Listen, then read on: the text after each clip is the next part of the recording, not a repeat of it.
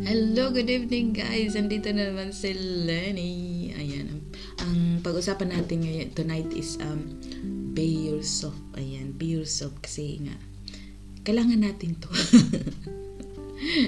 Kailangan natin ito para mag-success, para more confidence everywhere, whatever you do.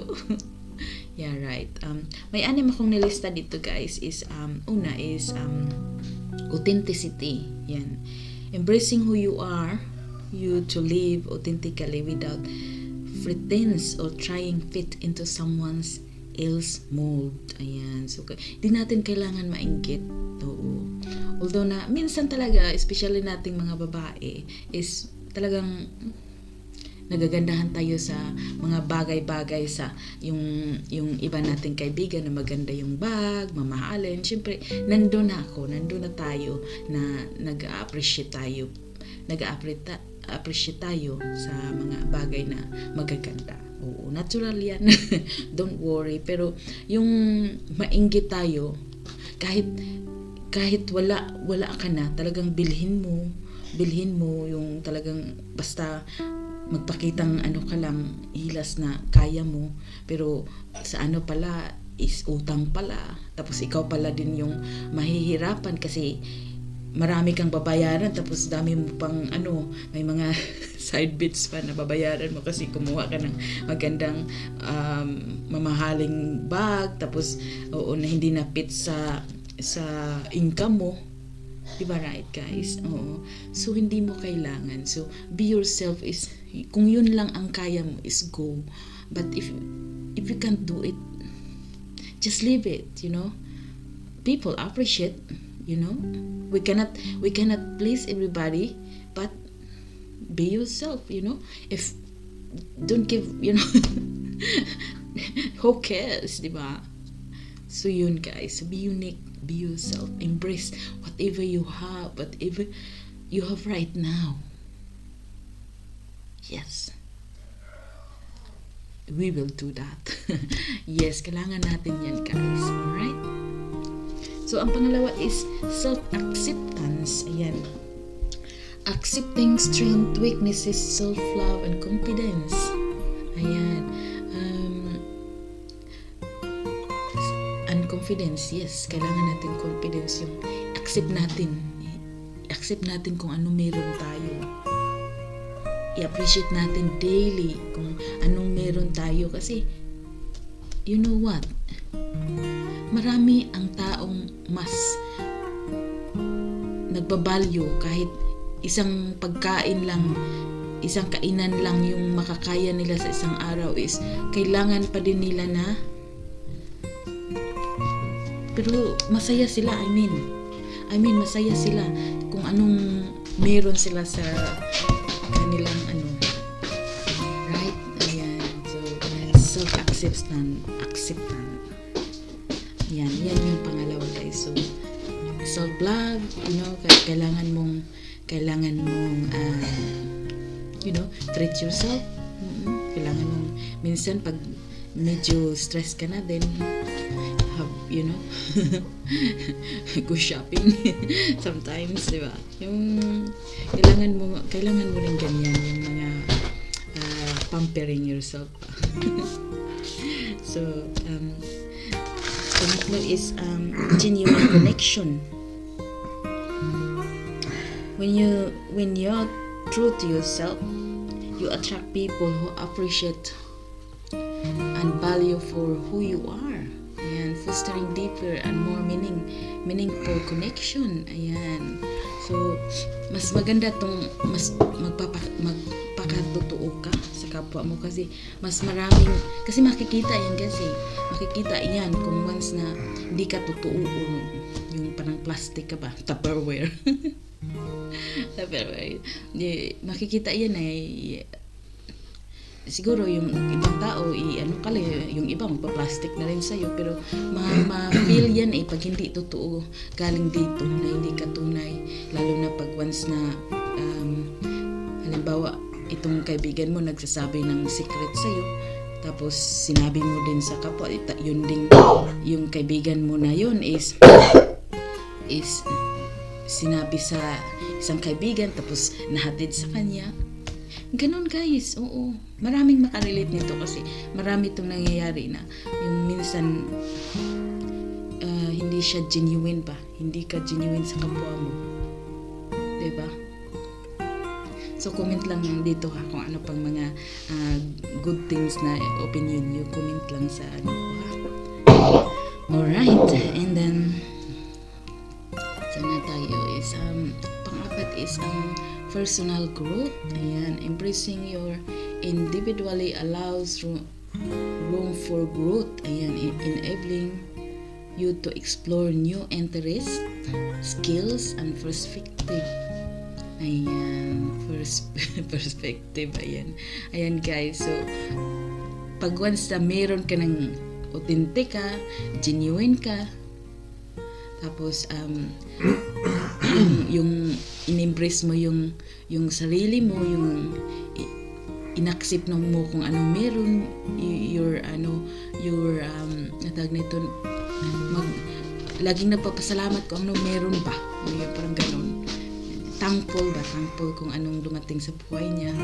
So merong malaki ang room sa sarili mo na you can get more, you mas explorer ka, mas adventurous ka kasi maano yung yung utak mo hindi ka nakalaan lang yung utak mo sa isang bagay na ay bakit naman wala ako niyan, bakit siya meron, di ba? Parang mai-stress ka na rin, o di ba? So the more na meron ka niyan, confidence ka sa lahat ng bagay na nangyari sa buhay mo, is syempre more mature, marami kang skills na uy, bakit ako magaling ako sa ganito, hindi ko iniakala na marunong pala ako, kasi maano yung isip mo yung clear na ay kaya ko to, bakit ano lang ang natapos ko, pero bakit na kaya ko to, na nagawa ko to, parang ganun. May minsan na bagay na halimbawa para sa akin, pag once na yung halimbawa na about sa computer, talagang wala kami computer dati wala kami computer sa province, wala nga TV, wala nga akong radio na puro lang sa baboy, pakain sa baboy, pakain sa baka, manok, yun lang ang lagi ko everyday tapos school, uwi, lampaso sa sahi, ganun pero bakit na pag once na maghawak ko ng computer bakit alam ko nung mga ganito na hindi naman ako nag-aaral, kasi at saka syempre hard work ka rin, mag-research ka rin kung paano, di ba may time ka sa makita mo yung skills mo, ma-mold mo, at you can be successful, right? Ayan, so next is panglima na tayo guys, no? Bored na ba kayo? Ayan. So less stress. Ayan, trying to be someone you're not can be exhausting. Being true to yourself eliminates the stress of constantly maintaining a facade. Yeah. So pag once na gaya ng sabi ko na pag once na tunay ka, totoo ka, at saka genuine ka, at willing ka mag-learn sa bagay, hindi ka nakatuon lang na sa ibang tao, kung anong meron sila, sana meron ako. Hindi pwede yan, hindi ka mag-success ng ganyan. Andun lang yung isip mo, bakit ganyan, bakit siya meron, bakit ako wala, unfair. Hindi unfair kasi ang Diyos naman is sabi nga ng Diyos na magtrabaho ka at ipro-provide ka rin niya. Yung parang bigyan ka rin ng may mga instrument na gamitin siya na para makuha mo yung goal mo. Diba? At one time nga na minsan dadating talaga sa buhay natin na stress ka. anxiety, depressed. Ayan, kasi minsan tao ka lang masasaktan ka, iyak ka, di ba? Pero it's fine kung iiyak ka. Sabi nga ng asawa ko one time, sabi niya is, matalino ka. Oo. Yung iba na hindi naka-graduate pero hindi alam yung ganyan, pero ikaw just one click alam mo. How come kung nakapag-aral pa ng master. Yeah, diba? So yun guys, ayan. Kaya nga, oo. Yeah, be yourself lang talaga siya, no?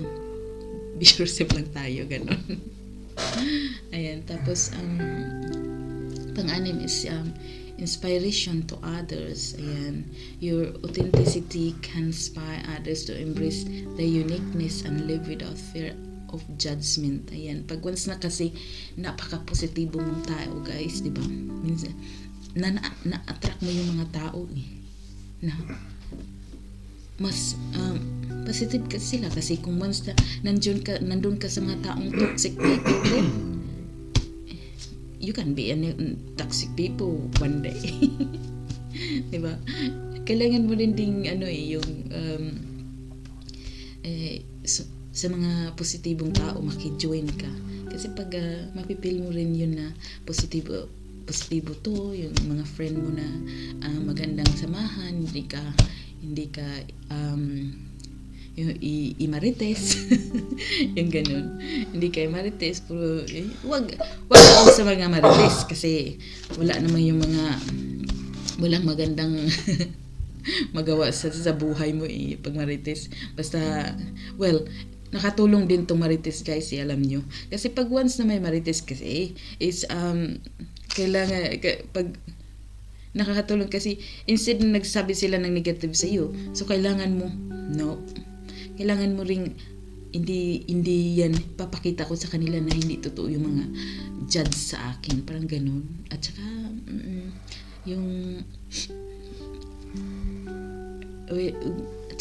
mga confidence ka, hindi ka takot na mag-try ng another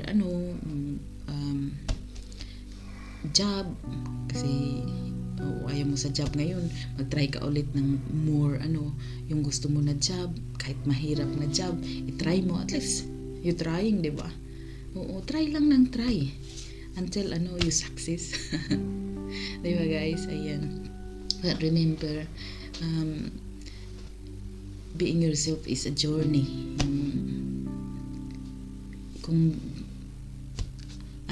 ano ka, so yan ang mo, yan ang paraan, yung parang maganda ang takbo ng buhay mo pa. Ayan yan, it's okay to evolve and change. Ayan, embrace your authenticity. Ayan, it's a superpower that makes you distinctly you. Yung talagang ikaw, unique ka. Yung maraming gustong makipagkaibigan sa iyo, kasi hindi ka marites, hindi ka sabi ng negative sa kapwa mo, pareho ng instead na sabihin mo, may makita kang kaibigan na bagong mong kakilala, tapos sabihin mo, ay nako, ang mo na ngayon, ang pangit mo na, parang ganun, ang taba mo na, as in, the more, instead na sabihin mo, ay lalo kang gumanda ngayon, yun, ganyan. Oo. So instead na, ay ano ba yan? Diba? Parang hindi man niya masabi na grabe ka naman kung magsalita, pero deep inside niya baka na pipil niya pag uwi niya is masakit pala sa kanya yun na ginagawa, kasi minsan kasi may mga tao kasing hindi makaya yung ganyan na mga ma-stress sila, may mga pa yung hindi na makaya na may magsabi ng ganun sa kanila, diba? Hindi natin alam, kanya-kanya tayong story. Ayan, so so kailangan nating be yourself talaga at be unique. Ayan, be kind. Ayan po, guys, ang kailangan natin. Ayan, at yun lang siguro ang sabihin ko tonight. At thank you so much. Ayan. Next time is may interview tayo dito kasama ng siguro sa aking mga followers. Ayan. para naman maiba. At saka pag-usapan natin yung ano ang nakakatulong sa ating kapwa at maging more confident sila. Yan ang mga bagay na ating i-spread. Ayan. Hindi yung mga negative. Ayan. So, kailangan nice thing. Kasi marami nangyayari na hindi na maganda sa dito sa mundo eh. So, be instrument na to spread the positive things. Ayan. Tama ba yun? Ayan. Thank you po. At ito po, Slini, sana ay ipalo nyo ako sa podcast. Ayan. Mag-ano tayo ng podcast. Ayan. May mga topic tayo na napaka-interesting. Ayan. At thank you so much and see you soon. Bye!